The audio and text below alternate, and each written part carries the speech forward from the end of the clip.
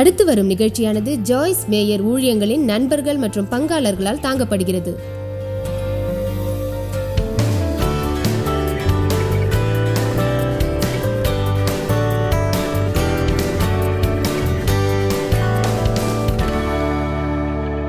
நாம் புனிதமானவர்கள். அந்த வார்த்தையின் அர்த்தம் ஒரு விசேஷ புனித தேவைக்காக ஒதுக்கி வைத்தலாகும். என் கூட்டத்திற்கான குவளை அது. அதை மற்றவைகளுக்கு பயன்படுத்த மாட்டோம். எல்லாரும் இங்கதான் இருக்கீங்களா? அந்த குவளையில் பருகும் ஒரே நபர் நான் தான். அது ஒரு சோகமான உதாரணம், ஆனால் அது எனக்காக ஒதுக்கப்பட்டுள்ளது. அது ஒரு குவளையாக இருந்தாலும் மக்கள் அதன் மீது மதிப்பு வைத்துள்ளார்கள். இது எவ்வளவு பேருக்கு புரிகிறது? இது ஒரு மோசமான உதாரணம் என்று தேவன் சொல்கிறார். அவர் தேவைக்காக நாம் ஒதுக்கப்பட்டு புனிதமாக்கப்பட்டு இங்கு உள்ளோம். நாம் தேவனுக்கு உரியவர். அவர் சர்வ வல்லவர், பரலோகத்தில் உள்ள நமது பிதாவானவர், புனிதமானவர். தேவனின் ஜெபத்தை இனியும் நாம் ஜெபிக்க வேண்டியதில்லை. நாம் தொடக்கத்தில் ஜெபித்தபடியே இப்போதும் ஜெபிப்போம். அந்த ஜெபத்தில் எல்லாம் அடங்கும். வெளிப்படுத்துதல் 4:1-8 வரை. இவைகளுக்கு பின்பு இதோ விண்ணுலகத்தில் திறக்கப்பட்டிருக்கிற ஒரு வாசலை கண்டேன். அந்த வாசலில் முதலில் எக்காள ஓசையோடு என்னுடனே பேச நான் கேட்டிருந்த குரலானது, இங்கே ஏறி வா, இவைகளுக்கு பின்பு நிகழ வேண்டியவைகளை உனக்கு காண்பிப்பேன் என்று கூறியது. உடனே ஆவிக்குள்ளானேன். அப்பொழுது இதோ எனக்கு முன்பாக வானத்திலே ஒரு சிம்மாசனம் வைக்கப்பட்டிருந்தது. அந்த சிம்மாசனத்தின் மேல் ஒருவர் வீற்றிருந்தார். வீற்றிருந்தவர் பார்வைக்கு வஜ்ரக்கல்லுக்கும் புஷ்பராகத்துக்கும் ஒப்பாயிருந்தார். பார்வைக்கு மரகதம் போல் தோன்றிய ஒரு வானவில் அவருடைய சிம்மாசனத்தை சுற்றி வளைத்தது.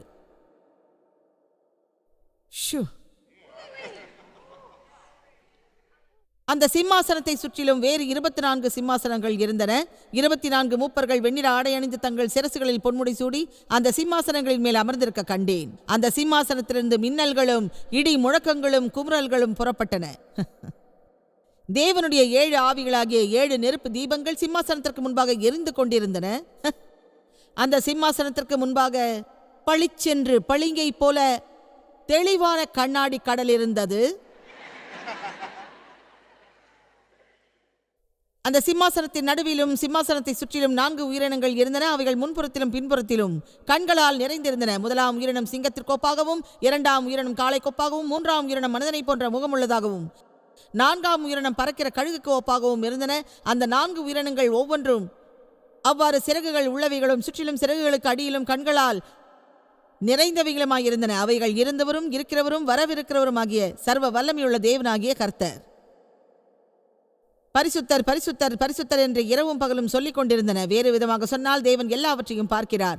முதலாம் உயிரினம் சிங்கத்திற்கொப்பாகவும், 2ஆம் உயிரினம் காளை கோப்பாகவும், 3ஆம் உயிரினம் மனிதனை போன்ற முகமுள்ளதாகவும், 4ஆம் உயிரினம் கழுகு கோப்பாகவும் இருந்தன. இதை புரிந்தது போல் நான் நடிக்கவில்லை, இது என்னுள் உள்ளது. அவ்வாறு சிறகுள்ளவைகளும் சுற்றிலும் சிறகுகளுக்கு அடியிலும் கண்களால் நிறைந்தவைகளுமாயிருந்தன. அவைகள் இருந்தவரும் இருக்கிறவரும் வரவிருக்கிறவருமாகிய சர்வ வல்லமையுள்ள தேவனாகிய கர்த்தர் பரிசுத்தர் பரிசுத்தர் பரிசுத்தர் என்று இரவும் பகலும் சொல்லிக் கொண்டிருந்தன. அந்த புனித தேவனுக்காக நீங்கள் கைத்தட்டுங்கள்.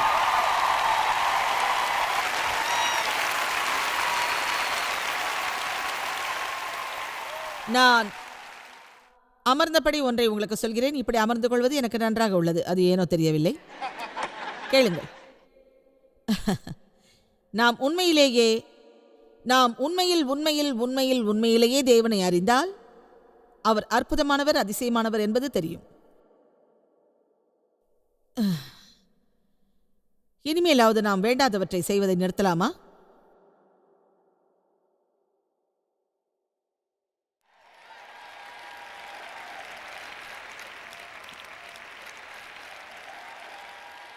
முதலில் ஒரு சிறிய அளவில் இருந்து நாம் தொடங்குவோம். அதாவது மற்றவர்களை பற்றி புறம் பேசுவதை நிறுத்துவோம்.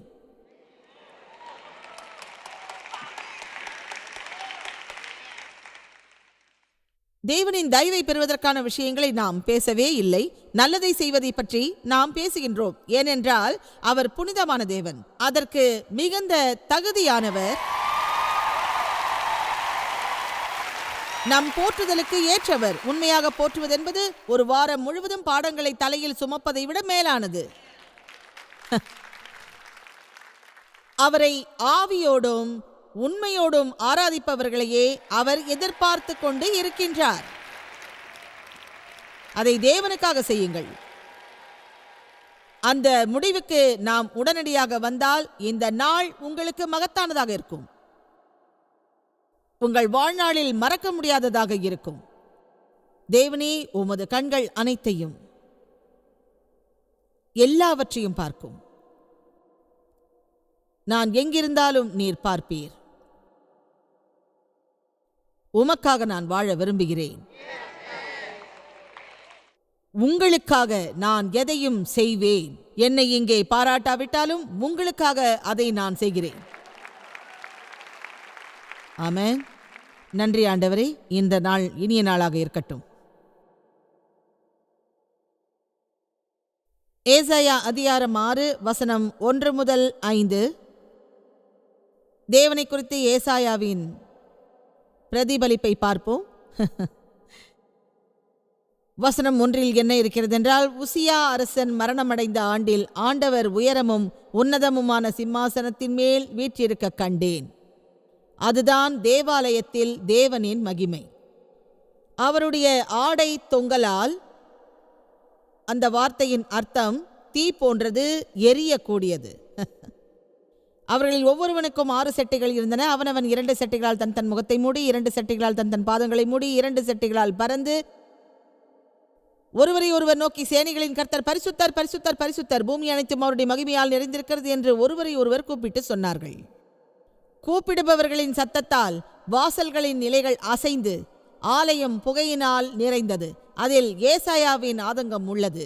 அப்பொழுது நான், ஐயோ, அழிவுக்குள்ளானேன், நான் அசுத்த உதடுகளுள்ள மனிதன், அசுத்த உதடுகளுள்ள மக்களின் நடுவில் வாசமாயிருக்கிறவன்.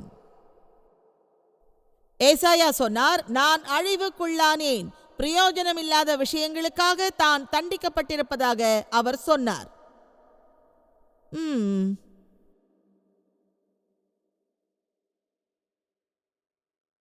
யாராவது ஒருவர் உங்களிடம் தேவனானவர் என்று சொல்லி அந்த வாக்கியத்தை நிறைவு செய்ய சொன்னால் நீங்கள் என்ன சொல்வீர்கள்? தேவன் நல்லவர், தேவன் அன்பானவர், தேவன் இரக்கமுள்ளவர், தேவன் கருணை உள்ளவர், தேவன் மன்னிப்பவர், தேவன் உன்னதமானவர், தேவன் புனிதமானவர் என்பீர்கள். இப்படி சொல்ல மாட்டீர்கள், அவர் பயங்கரமானவர் என்று.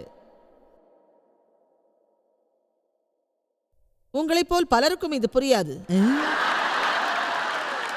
அது ஒரு பரிசுத்தமான பயம். அதனால் தேவன் புண்படுத்துவார் என்று நான் பயப்பட மாட்டேன். அவரை புண்படுத்துவேனா என்று பயப்படுவேன். தேவனை நான் புண்படுத்த மாட்டேன். அவர் எரிச்சல் அடையும்படி காரியங்களை செய்ய மாட்டேன். தேவனுடைய இதயத்தை நான் புண்படுத்த மாட்டேன். ஏனென்றால் அவர் ஆராதனைக்குரியவர். நமது ராஜாங்கம் உள்ளது, அங்கே செல்வோம். நமது ராஜாங்கம் வந்தது. பரலோகத்தில் உள்ள நமது பிதா புனிதமானவர். நமது ராஜாங்கம் அது. அதன் அர்த்தம் என்ன? எளிமையாக சொல்கிறேன், அதுவே திருச்சபை. எல்லாவற்றையும் இழந்தவர்கள் மீது நாம் அக்கறை காட்ட வேண்டும். ராஜாங்கத்தின் மீதும் அக்கறை தேவை. பிறகு நாம் விரும்பியது எல்லாம் எல்லா நாட்களிலும் கிடைத்துவிடும்.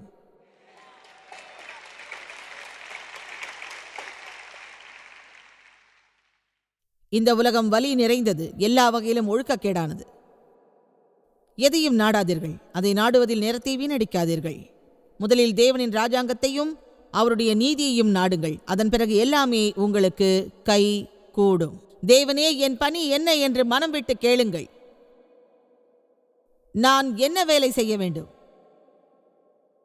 நீங்கள் ஒரு ஆராதிக்கும் தலைவராகவோ, போதகராகவோ, ஒரு நிறுவனத்தின் தலைவராகவோ இல்லாமல் இருக்கலாம். உங்கள் பணி திருச்சபையின் கழிவறையை சுத்தம் செய்வதாக இருக்கலாம். ஆனால் அதை புன்முறுவலோடு செய்யுங்கள், தேவனுக்காக செய்யுங்கள். யாரோ ஒருவர் அதை செய்யும் போது நீங்களும் செய்யலாமே. ஆமென். இதுதான் எனது பணி என்று மக்கள் என்னிடம் சொல்வதை நேசிக்கிறேன். தேவன் நமக்கு வழங்கியிருக்கும் பணியை முதலில் அறிவோம். தற்பொழுது நீங்கள் ஒரு தாயாக இருந்தால் பிள்ளைகளை வளர்ப்பது உங்கள் பணியாக இருக்கும். நீங்கள் ஒரு தந்தையாக இருந்தால் அவருக்குரிய பணி இருக்கும். ஒருவேளை தந்தை இல்லாத ஒரு பிள்ளையை திருச்சபையில் வைத்து வளர்க்கும் ஒரு பணியை தேவன் உங்களுக்கு வழங்கலாம். அதை நீங்கள் மன நிறைவோடு செய்யுங்கள். தேவன் உங்களுக்கு வழங்கியிருக்கும் பணி என்ன? அது மக்களுக்கான ஒரு பணியாகவோ தனிப்பட்ட ஒரு பணியாகவோ இருக்கலாம். தேவனுக்காக ரகசியமாக நாம் அதை செய்தால் அவர் நமக்கு வெளிப்படையாகவே பல உதவிகளை செய்வார். மத்தேயு 6. ராஜாங்கம் வளர்வதற்கான பணி செய்யுங்கள். இன்றைய உலகின் நிலை பற்றி உங்கள் இருதயத்தில் அறிவிக்குமாறு தேவனிடம் கேளுங்கள். தம்மையே இழந்தவர்களுக்கு உதவி செய்யுங்கள். இப்போது இந்த உலகம் முழுவதும் மிகுந்த துன்பத்தோடு உள்ளது. தேவன் தம் பிள்ளைகளை மீட்பதற்காக காத்திருக்கின்றது. உங்களை பற்றி எனக்கு தெரியாது. நான் தவறாக சொல்லவில்லை. நான் மகிழ்ச்சியாக இல்லை. ஏன் தெரியுமா? இங்கே எனக்கு மகிழ்ச்சி இல்லை. இந்த பூமியில் நான் மன நிறைவோடு இல்லை. அது எதனால்? நானோ நீங்களோ இந்த இடத்திற்கு சொந்தமல்ல. இது நமது வீடு அல்ல. இது கடந்து செல்லும் ஒரு இடம். இந்த இடத்தில் நமக்கு எதுவுமே 100% திருப்தியை தரப்போவதில்லை. எனவே இந்த உலகத்தில் உள்ளவை நம்மை திருப்திப்படுத்தும் என்று எண்ணுவதை நிறுத்திவிட்டு இங்கே நமக்கு ஏற்றபடி நாம் வாழ்வோம். அதுவே தேவனை மகிமைப்படுத்தும் வாழ்வாகும்.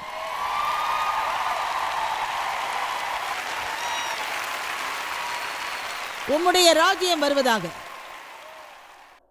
உம்முடைய சித்தம் பரலோகத்திலே செய்யப்படுகிறது போல இந்த பூமியிலேயும் செய்யப்படுவதாக. பிதாவே, நீங்கள் விரும்பினால் என்னில் இருப்பதை அகற்றும். என் விருப்பமல்ல, உங்கள் விருப்பமே சிலாக்கியமாகும். இந்த வசனத்தை நாம் எப்போதும் சொல்கிறோம். தேவனை நேசிப்பவருக்கு எல்லாமே நல்லதாக நடக்கும். அந்த காரணத்திற்காகத்தான் நாம் அழைக்கப்பட்டிருக்கிறோம். எல்லாமே நன்றாக நடக்கும் என்பதை நாம் கேட்கிறோம். அதை எல்லோரும் கேட்கிறார்கள். அல்லேலூயா, இது நல்ல விதமாகவே நடக்கும். தேவனை நேசிப்பவர்களுக்கும் அவர் அழைத்ததன் நிமித்தம் உள்ளவர்களுக்கும் தங்கள் வாழ்வை அவர் விருப்பத்திற்கு ஏற்றபடி வாழ்ந்து கொண்டிருக்கும் அனைத்து மக்களுக்கும் இது நடக்கும் என்பது உண்மை. ஒரு விஷயம் சொல்கிறேன். நீங்கள் சுவாசிப்பதை விட தேவனின் விருப்பத்தை அதிகம் விரும்பினால், தேவனின் விருப்பம் இல்லாமல் நீங்கள் மரிக்க விரும்பினால், உங்களுக்கு நடக்கும் எதுவும் நல்ல விதமாக நடக்காது என்பதே உண்மை.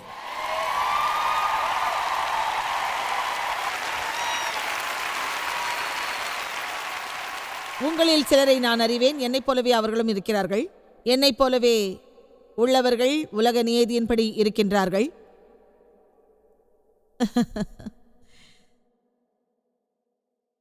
நாம் தேவனின் விருப்பப்படி இல்லாவிட்டால் நல்ல விஷயங்கள் எப்படி கைகூடும்? நம் சுய விருப்பப்படி இருந்தால் என்ன கிடைக்கும்? அது நம்மை மகிழ்விக்காது. நான் அங்கிருந்தபடி அதை செய்தேன்.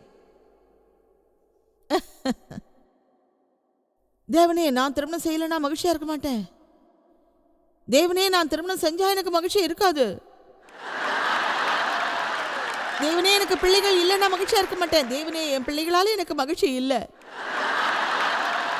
தேவனே, நல்ல வேலை கிடைக்கலன்னா எனக்கு மகிழ்ச்சியே இருக்காது. ஒரு பெரிய வீடு இல்லைன்னா எனக்கு மகிழ்ச்சி இருக்காது. உங்களுக்கு எது கிடைத்தாலும் மகிழ்ச்சி இருக்காது.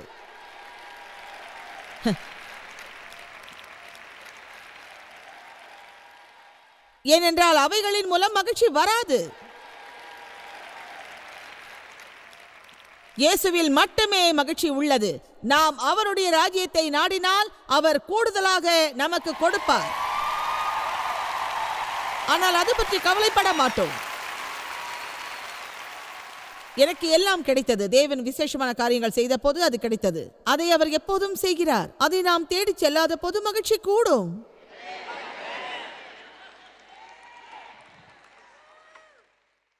கருணையுள்ள நாளில்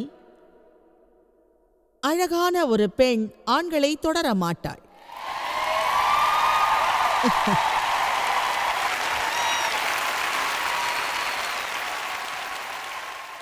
தேவனை தொடர்ந்தால் ஆண்களை அவர் தொடரச் செய்வார். ஒரு நல்ல விஷயம் பற்றி இப்போது சொல்கிறேன்.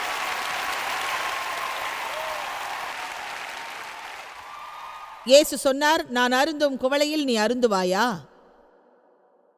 ஒரு விஷயம் சொல்கிறேன், கடவுளின் விருப்பப்படி இருப்பது சுலபம் அல்ல, அது விளையாட்டை போன்றதும் அல்ல.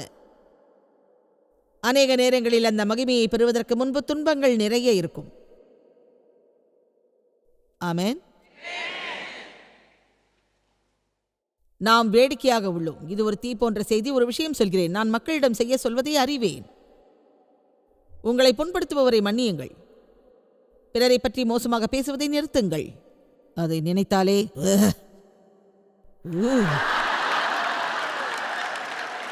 சில நேரங்களில் என் வாயை மூடிக்கொள்ள நான் என் நாக்கையே கடித்துக் கொள்வேன்.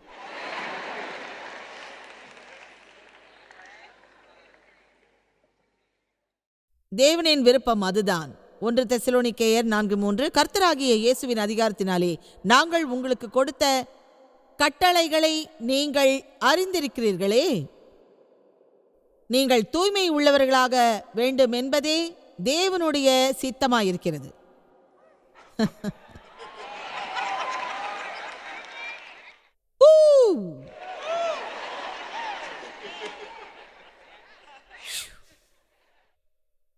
அந்தப்படி நீங்கள் வேசித்தனத்துக்கு விலகி இருந்து உங்களில் ஒவ்வொருவரும் தனது சரீரத்தை தூய்மையாகவும் கனமுள்ளதாகவும் கட்டுப்படுத்துவதை அறியுங்கள். மீண்டும் சொல்கிறேன், நீங்கள் வேசித்தனத்துக்கு விலகி இருந்து உங்களில் ஒவ்வொருவரும் தனது சரீரத்தை தூய்மையாகவும் கனமுள்ளதாகவும் கட்டுப்படுத்துவதை அறியுங்கள்.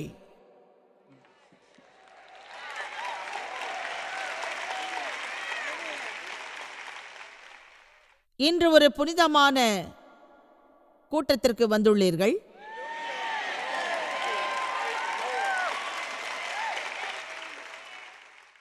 நான் சொல்வதை எவ்வளவு பேர் ஏற்கிறீர்கள்? ஒன்றை நன்றாக புரிந்து கொள்ளுங்கள். இதை நாம் ஏற்றுக்கொள்ளவில்லை என்றால் நாம் மிகவும் ஆழமான பிரச்சனைகளை நமது வாழ்க்கையில் சந்திப்போம்.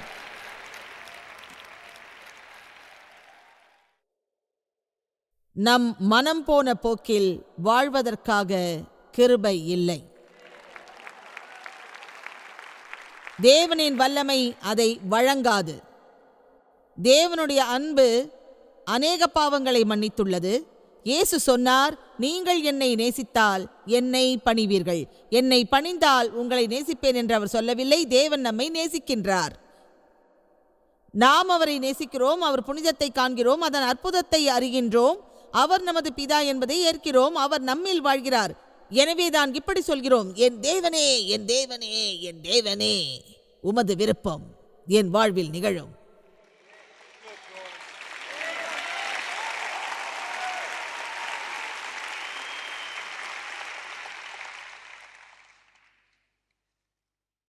பரலோகத்தில் உள்ளது போல் உமது விருப்பம் பூமியிலும் நிகழும். தினமும் அவர் நமக்கு உணவளிக்கிறார். யெகோவா ஈரே தேவனால் வழங்கப்பட்டவர். இஸ்ரவேலர்களுக்காக வாழ்ந்த மன்னாவின் கதையை நீங்கள் கேட்டிருப்பீர்கள். அது ஒரு நாளில் நிகழ்ந்தது. ஒரே ஒரு நாளில்தான் அது நடந்தது. ஒரு நாளில் ஒரு முறையாவது நாம் தேவனை விசுவாசிப்பதை அவர் விரும்புகிறார். ஒரு தருணத்தில் ஒரு நேரம். ஒரு நாளில் ஒரு முறை தேவனை நாள்தோறும் நாம் விசுவாசிப்போம். நாளைய பற்றிய கவலை உங்களுக்கு வேண்டாம். ஏனென்றால் நாளைய தினத்தில் அச்சமும் கவலையும் வரக்கூடும். தேவன் நமக்கு வழங்குபவர். நமது தேவைக்கு மேல் எதுவும் வழங்கப்பட்டால் அது அழுகி துர்நாற்றம் வீசும். நமது தேவைகள் அதிகம். அவைகளை தேவன் வழங்குவார். நமக்கு மிகவும் முக்கியமாக தேவைப்படும் ஒரு விஷயம் பலமாகும். ஆவிக்குரிய பலமாகும். நமக்கு ஆதரவு தேவை, சமாதானம் தேவை, வசதிகள் தேவை, நமக்கு தோழமை தேவை, ஞானம் தேவை, நுண்ணறிவு தேவை. நமக்கு தேவையானவற்றை தேவன் தருவார். எனது தேவன் தாராளமாக கொடுப்பார். என் தேவைகளை அவர் நிறைவு செய்வார். நம் பாதையில் குறுக்கிடுபவர்களை மன்னிப்போம். நமக்கு எதிரானவர்களையும் மன்னிப்போம். தேவன் அதை செய்வதை நீங்கள் விரும்புகிறீர்களா? நான் சொல்வது கேட்கிறதா? நாம் பிறரை மன்னிப்பதை போல தேவன் நம்மை மன்னிப்பதை நீங்கள் விரும்புகிறீர்களா? அதுவே அவரது சத்தியம். அதை முக்கியமாக நினைப்போம். இந்த புத்தகத்தை நான் எழுதவில்லை, என்னை அப்படி பார்க்காதீர்கள். மத்தேயு 6:12 எங்கள் கடனாளிகளுக்கு நாங்கள் மன்னிக்கிறது போல எங்கள் கடன்களை நீங்கள் மன்னியோம், அதற்கான கவலையை நாங்கள் விட்டுவிட்டோம்.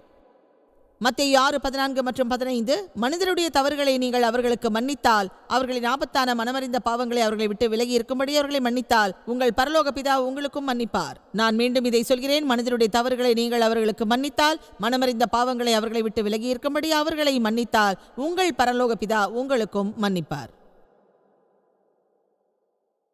அதை நாம் எப்போதும் கேட்பதில்லை, உண்மைதானே?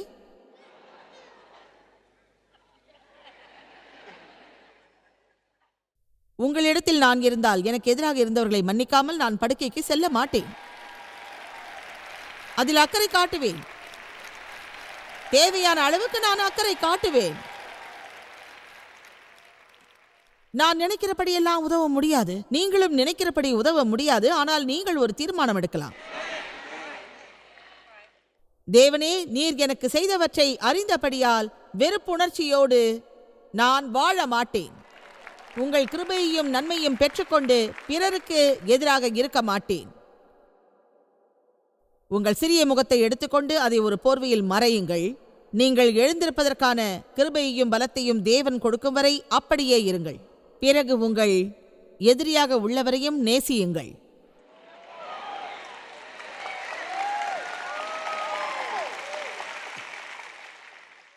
எனக்கு மேலும் ஒரு நாள் தேவை. என்னுடைய உணர்ச்சிகளை தூண்டாதீர்கள். பிசாசிடமிருந்து என்னை விடுவியும். உங்கள் வாழ்வில் நாள்தோறும் அப்படி ஜெபியுங்கள். என் உணர்ச்சிகளை தூண்டாதீர்கள்.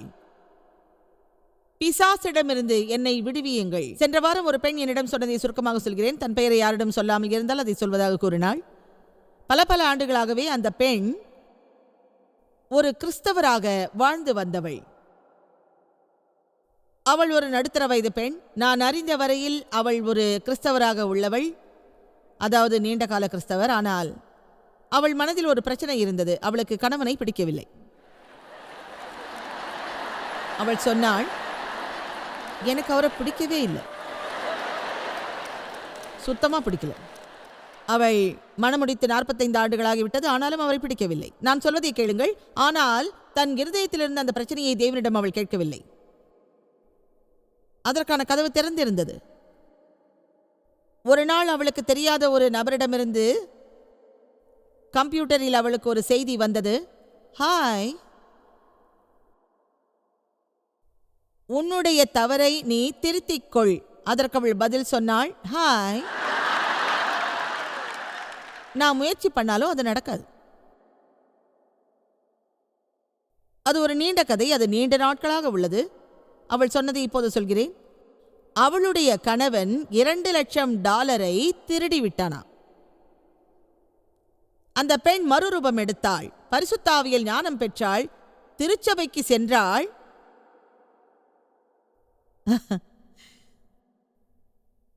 ஒரு விஷயம் சொல்கிறேன், நம்முடைய மனதில் பல விஷயங்கள் இருக்கும். அவற்றை ஒதுக்கி விடாதீர்கள். சிறிய நரிகள் திராட்சையை விழுங்கும். தேவனுக்கு முன்பாக உங்கள் மனதை சுத்தமாக வையுங்கள். அதை நீங்கள் செய்யாவிட்டால் பிசாசு உங்களுக்கு எதிராக நிச்சயமாக செயல்படுவான். அந்த பெண் சொன்னாள், அதை நான் தான் செய்தேனா என்பதை என்னால் நம்ப முடியவில்லை. ஏனென்றால் அதில் குறையில்லை. குறையில்லாமல் வாழ தினமும் ஜெபியுங்கள். தேவனே, என்னை பிசாசிலிருந்து விடுவியுங்கள். தீயவரை எனக்கு காட்டுங்கள். என்னிடம் சரியாக நடக்காத மக்களிடமிருந்து விலகிட எனக்கு உதவுங்கள். எனக்கு உதவும் தேவனே, எனக்கு நல்ல நண்பரையும் தீயவரையும் காட்டும். உணர்ச்சிக்கு உட்படாமல் இருப்பதற்கு எனக்கு உதவி செய்யும். துன்பத்தோடு சீஷர்கள் உறங்கும்போது இயேசு சொன்னார், உணர்ச்சி வசப்படாமல் இருக்க உங்களால் எழுந்து ஜெபிக்க முடியாதா என்று. உங்களுக்கு பெரிய அளவிலான தூண்டுதல் வரும் வரை காத்திருக்காதீர்கள். அதனால் உங்களுக்கு குழப்பம்தான் ஏற்படும். தினமும் ஜெபியுங்கள். உணர்ச்சி ஏற்படாதபடி வழி நடத்தும். பிசாசிடமிருந்து எம்மை விடுவியும். ஏனென்றால் உங்களுக்கு மட்டுமே அதை செய்யும் வல்லமை உண்டு.